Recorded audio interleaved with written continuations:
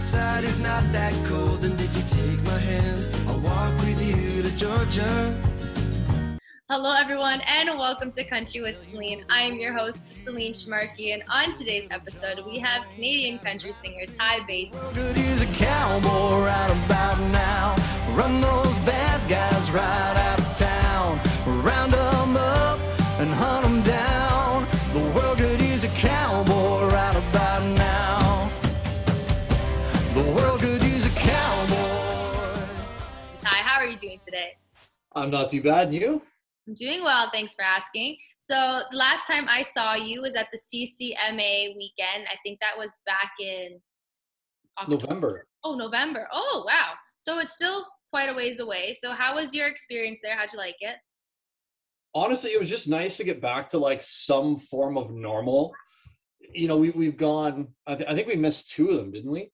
We missed two CMAs. I believe so. And, you know, you get so used to going to that specific event, but also, you know, in this industry, most of us usually see each other a handful of times over the course of the year at one event or a show or something. And to me, it was just like a giant family reunion. Like there's so many people that I feel like I haven't seen in a lifetime at this point. And it was just nice to kind of get back and, you know, play some music and hang out and celebrate the industry again. Yeah, a lot of people were saying that exact same thing, because it's true. We were kind of craving it for like the past year and a half with like no interaction with anybody. Everybody was just doing these Zoom calls. And I mean, they have their perks, but then sometimes it's like you rather just sit next to the person in person and just actually have a conversation with them in that way rather than sitting my computer, your computer, and just chatting. So it was nice to be all together and to hear the music again. That was it. That was so good, because I mean we craved that too for so long, because we were never allowed to like go out and listen to live music because of all these restrictions that were going on. But now 2022, we're being hopeful that it is a brand new year. We're hopefully going to start on the right foot after January 27th. And then everything will be good from there. But Ty, let's just get to know you a little bit more before we chat some music. So where are you from? I'm from Waterdown, Ontario, which is down near like the Burlington, Guelph area. And now what drew you to wanting to pursue a career in music? Because usually when you're growing up, everybody has dreams or like aspirations to be a doctor or a lawyer. Like music is kind of different, but it's still awesome. So what drew you to this career? Honestly, I think for me, it wasn't ever the thing like, you know, this is what I want to do or you know, what I want to pursue and stuff. It's just something that I absolutely love doing. And I'd be doing one way or another anyway. And just because of that and getting out and performing and writing my own music, it kind of just led me to here, if that makes any sense. And I've kind of been lucky that the first album I put out, I more or less just recorded for friends and family and all that stuff, and it ended up doing a lot better than I thought it would. And you know, here we are 4 albums later, and I'm getting ready to jump back in the studio and record a 5th. So wow, that's exciting. Okay, I can't wait to touch on all of that. But before I do that, I was also reading that you were a rock and roll fan. Am I correct? Like I still am. Okay, you are a rock and roll type of guy. So why the country music field? Like, for me, it's a storytelling. Okay. My number one artist period would be Randy Travis, and I think it's because a lot of his songs kind of tell a story from front to back. It's not just, you know, verse chorus. It has a narrative to it. And as a songwriter, I think I was drawn to that. And I mean, can't really help the fact that this is what my voice sounds like. I'm not complaining about that. But when you grow up with you know, I grew up listening to a lot of classic rock and, you know, 90s rock and all that stuff. But then on the other side, I had all the country music. And, you know, I think that's where my influences come from and kind of putting the two of them together. But I also spent 7-8 years doing over 200 shows a year. And when you're on the road that much and you're playing that many live shows, you need more, you know, rock and roll type songs, upbeat songs. If you're playing at a big festival or at a bar or something, you know, people want to be up and dancing and all that stuff. And it kind of is the byproduct of my influences growing up, but then also what I did for a living for X amount of years. And you mentioned Randy Travis as one of your biggest influences. So now asking you this question, who would you love to work with? If you could pick anybody in the industry, would it be him or would it be somebody else? Oh, hands down, it'll be Randy Travis. And I mean, I know since he's had his stroke and stuff, a live duet type thing probably is out of the question just with where he's at right now. But it doesn't mean that there's other things that we wouldn't be able to do. So that, to me, that would be pretty cool. Okay, well, putting it out into the universe, you never know what can happen when you speak it out there. And one more question before we move on. New Year's resolution, what is it? Ooh. I think I kind of started my New Year's resolution early. So growing up, you know, you talk about people wanting to be a doctor, a lawyer, or any of that. I played every sport imaginable: hockey, football, rugby, baseball, you name it. I have all of the scars and hardware to prove it. And back in the summer, between massage therapy and physio and stuff, kind of got back to a point where I could get back in the gym and get back on a proper meal plan and all that, and kind of focus on my physical health for the first time in a while, because I'm so used to being on the road, you know, 200-300 days out of the year, that to be able to get back in and kind of start that when things are kind of at a lull right now is nice, and just hoping to kind of carry that through. So I started that probably back in October. Good. That is always the perfect New Year's resolution to have. That is something that should be instilled in everybody's life, because health is wealth, and it is the most common saying that there is, but it's so true. It is so true. And now moving forward, so music. So 200 shows a year. How the heck did you do that? That is crazy. Usually one chord at a time. Okay. No, it ended up being that, you know, back then I was still playing bars quite a bit and all that. So normally, you know, I'd have shows Wednesday, Thursday, Friday, Saturday, you know, sometimes Sundays, every single week. I remember there was one time in the summer, I think I did 14 shows in 10 days. So I'd literally walk off stage from one venue, drive to another, walk through the back door, somebody else would hand me another guitar, and I'd walk on stage with a different set of guys to play with, because we didn't have the time to tear down from one and get to the other. So it was a bit of a whirlwind for a while, but it was a lot of fun. That's crazy. But I mean, if it's what you love to do, then it doesn't even feel like work, because do what you love and it's not work. It's so Oh true. yeah. That's awesome though too. I don't think I could be able to survive that. I think I would be having a mental breakdown probably. Well, and I did that for about 7 or 8 years too. 7 or 8. So okay, so when exactly did you start up your career in music and actually take it seriously, where you started to do shows and you started to write more songs? How old were you? I probably would have been about 2021, somewhere around there. I've been performing in bars since I was 14, because I was 6 foot 200 when I was like 13. So I had no problem. Oh. No problem getting in a bar. I've had this beard since I was like 15. So nobody bothered to ask how old I was. Oh my gosh, that's crazy. Well, no wonder you played so many sports too. That was your physique back then. Oh my gosh. And now talking about going up on stage, I was reading that you shared the stage with Blake Shelton. So I did, yes. how was that? That's crazy. That is honestly just crazy. How was that experience?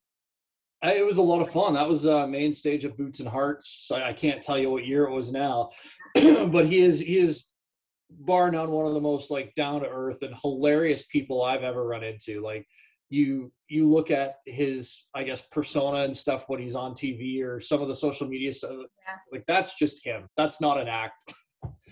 There's some other stories that I probably can't say on a recorded podcast, but I'll fill you in later.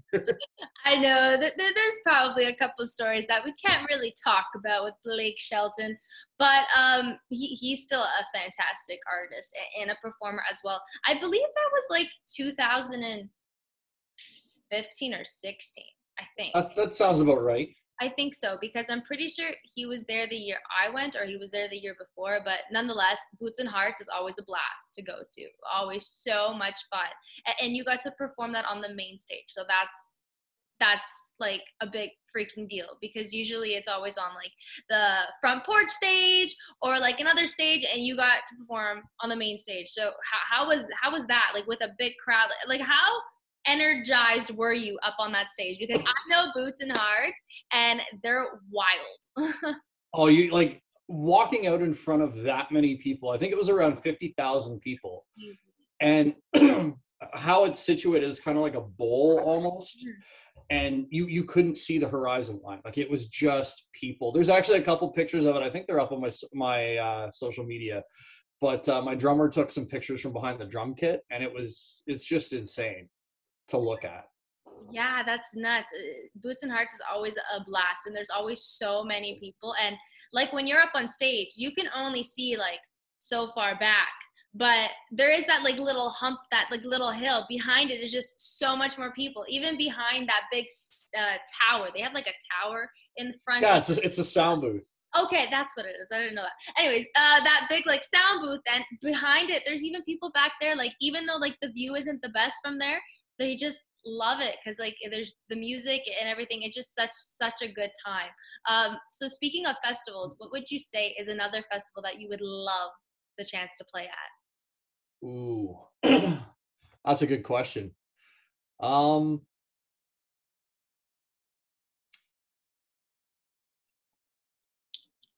think Coachella does a country night, don't they? What? Coachella does a country night, don't they? Yeah, Coachella. State, isn't it Stagecoach? Isn't that like what? That's the one I'm thinking. Yeah, Stagecoach. Okay, that's cool. That would be really sick to play too. I mean, like I said, Ty, you got to put it out in the universe, write it down, and like, you never know what can happen. But that would be a really awesome experience. And I mean, you're still like, how old exactly are you right now, if you don't mind me asking? Take a guess. I would say. I always find this mildly entertaining. Okay, that's fair. I would say you're 28. You're close. You're off by about 4 years. Up or down? Take a guess. I'm not helping you on this one. Okay, well, okay. Actually, maybe since you said that you had that beard since you were like 15 years old, let's say maybe you look older than you are. So I'm gonna say maybe you're 24. I will take the compliment, but I'll be 33 this year. Oh, you'll be 33. Well, I was like, because I'm like, you said with the beard you were young, and like, oh, okay. Oh, you'll be 34. Oh, wow. Well, that's still young to start out in this career too. I mean, like people don't get a break sometimes until they're like even in their 40s. So you never know what can happen, and you just gotta think positive thoughts, put it out, like I said, and you never know what can happen. Well, every year has been better than the one before. And we signed a global distribution deal with Believe Music last summer, and have a whole bunch of other stuff that's kind of happening behind the scenes right now that I can't quite mention, but there's a lot of cool things going on right now. Okay, well, I'm going to ask that question anyways, even though I know you just said I can't quite mention, but we're going to try to like pull what you can mention, okay? So what can you share about that line that you just dropped that you think is appropriate and you won't get in trouble for saying?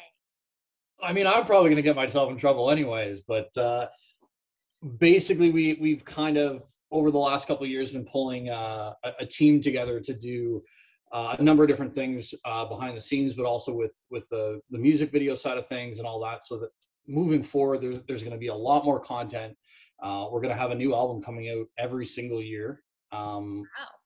And just a lot of really cool things that we just didn't have the people to pull off in the past, and now we've kind of got all that set up and ready to go, which is another reason why I'm dying to get back out on the road and tour again, because we've got all this all this new music, and I can't wait to play it for everybody. That's super exciting. Oh my gosh. Wow. Well, congratulations for you guys figuring that all out and wanting to release albums every single year. I love that. I'm looking forward to hearing every single album every single year when you release it. But speaking of your latest EP, it's called Wrong Turn. So take us through the story of that album. Well, for me, there's some artists who will put like a concept album together where like everything on the album all ties in. Whereas for me, albums are more a collection of songs that I wrote over a certain period of time. And some of the tracks on this record, like Wrong Turns, which is the title track, I wrote that in 2013. Oh, okay. It just didn't fit the previous album, but we did the Rough Around the Edges album down in Nashville, Blackbird Studios. And of course, when we got around to recording this one, COVID had just started. We were supposed to record in November, and that had to get postponed. And then it was supposed to be early January, then late January. We didn't end up getting in the studio till February. But we actually found a really nice studio in Hamilton, Ontario called Catherine North. It's actually in an old church. And the sound we got out of there is just incredible. But I mean, some of the songs on this record span everything to, you know, when I was in university to when I was on the road riding and performing at all the Ram rodeos in Ontario, and, you know, some of the trips down to Nashville and everything. So it's a bunch of songs that some I've been sitting on for a while and some had just recently been written, but all of them I think are a really good representation of me as an artist. And I think, you know, you want to try and from your own standpoint as the artist, you want each album to kind of improve upon the one before it. And I think we definitely got that with this one. Well, that's the beauty too about songwriting, that you can write a song when back in like 2013, like you said, and just kind of hold on to it and perfect it as you go, and then eventually say, you know what, now's the time for me to actually release that. And the audience that you might actually gain from releasing it at that time rather than releasing it back in 2013 would be like totally different too. So songwriting, I love songwriting, honestly, like, and country music and storytelling, like I think you pick like the perfect genre and like the perfect career path if that's like what you're really passionate about. And yeah, I can't wait to hear. Like I said, I'm excited now, like especially like talking to you too. I feel so chill. Like this is actually like a good time, like just chatting with you, and I'm excited true, and I'm excited to hear like what you have in store, because like I don't want you to get in trouble for like spilling too much detail, but thank you for sharing that little bit. And you're just talking about Nashville too. So when was the last time you were in Nashville? So I was actually in Nashville the January before COVID hit. Would that have been 2020? 20, yeah. COVID technically started in like March, I would say. That's when like the world kind of shut down. So yeah. Yeah, because I was down in Nashville for like 2 weeks, tail end of January of 2020. I got home for all of 4 days, and then I left on a West Coast radio tour. So toured from here all the way out west, played a whole bunch of shows and all that. I got home March 14th in time for the rodeo banquet. And the 16th, they shut everything down. That's how it went. That's exactly how it went. Well, hopefully you can get your butt back over to Nashville sometime soon. I know a lot of people this year, they're actually heading down over there. It's totally different when you actually have a place there too, and like you have like a dual citizenship too. Like you can just travel back and forth. But for the pure Canadians who didn't have any of that, it was quite difficult to like go, because the process of coming back and then the quarantining and this and that, it was just a complete disaster.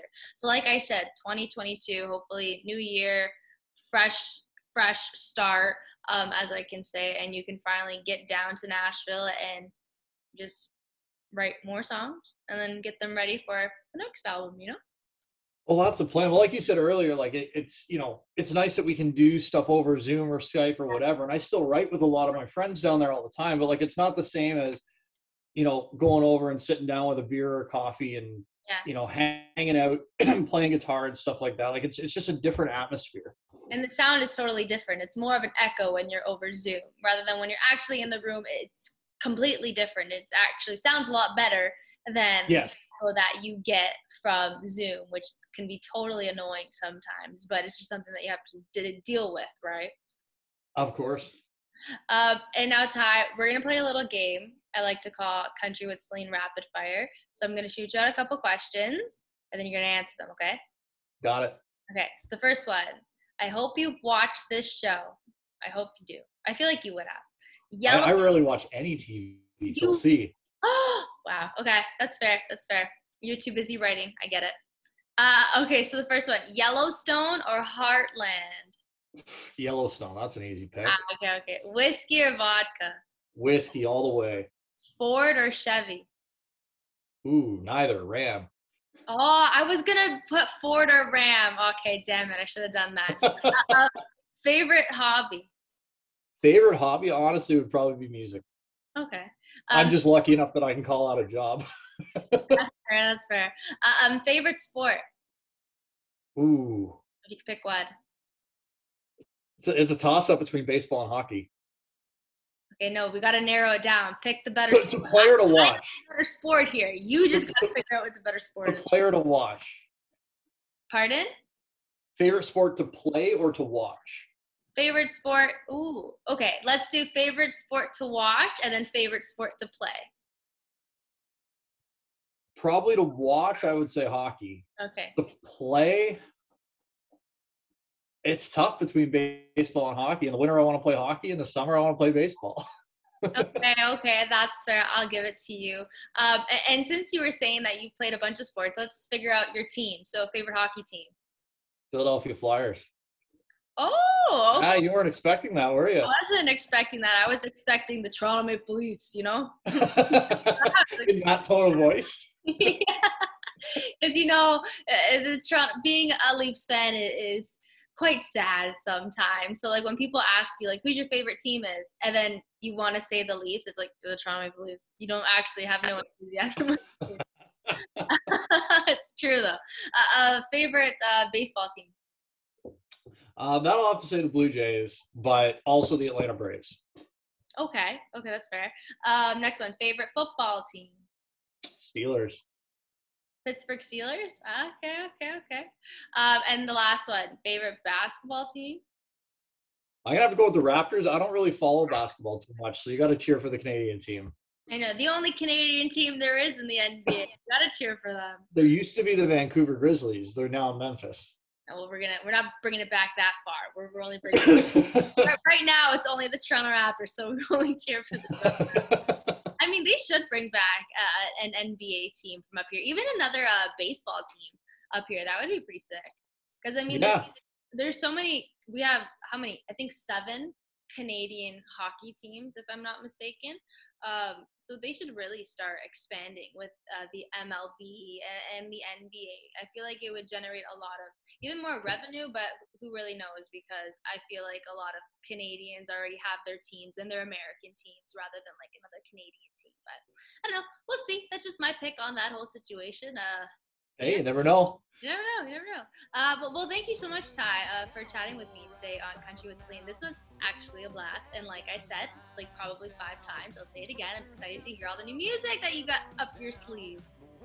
You and me both. Now, the world could use a cowboy right about now. Rides off into the west when the sun goes down.